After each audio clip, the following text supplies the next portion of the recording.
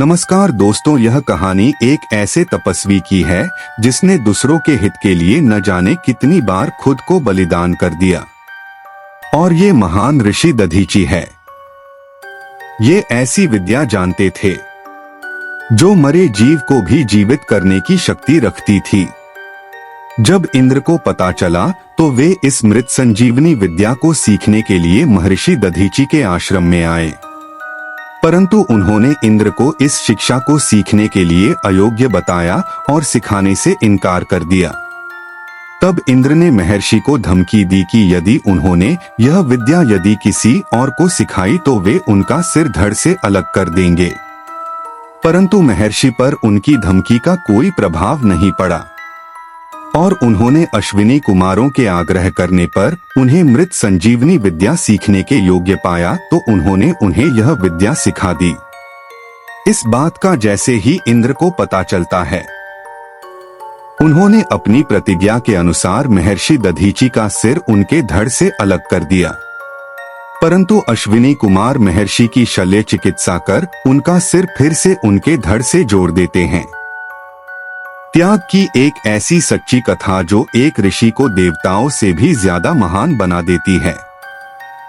कहते हैं कि अहंकार इंसान हो या देवता सबकी सोचने समझने की शक्ति को क्षीण कर देता है, और जब उस पर बुरा समय आता है तो इंसान तो क्या देवता भी अपनी गलतियों के लिए शर्मिंदा हो जाते हैं। यह उस समय की बात है जब असुरों और देवताओं के बीच लगातार युद्ध हुआ करते थे। असुरों का स्वामी वृत्रासुर था, जो इतना शक्तिशाली था कि देवता भी उससे डरे हुए थे। उसने स्वर्गलोक पर आक्रमण कर दिया, जिससे इंद्र सहित सभी देवता परेशान हो गए। देवताओं ने भगवान विष्णु से सहायता मांगी। भगवान विष्णु ने देवताओं को बताया कि वृत्रासुर को मारने के लिए एक विशेष अस्त्र की जरूरत होगी, जो किसी महान तपस्वी की हड्डियों से बनाया जाए। और वे महान तपस्वी दधीची थे। यह सुनकर इंद्र को संकोच हुआ, क्योंकि वे पहले भी अपने अहंकार के कारण महर्षि को मृत्युदंड दे चुके हैं और अपनी रक्षा के लिए वे दोबारा उनके प्राणों का बलिदान मांगने से हिचकिचा रहे थे, या यूं कहिए कि आत्मग्लानि से भर गए थे। परंतु दूसरा कोई रास्ता न होने के कारण वे अन्य देवताओं के साथ महर्षि दधीची के पास पहुंचे, जो एक महान तपस्वी और त्याग की मूर्ति थे।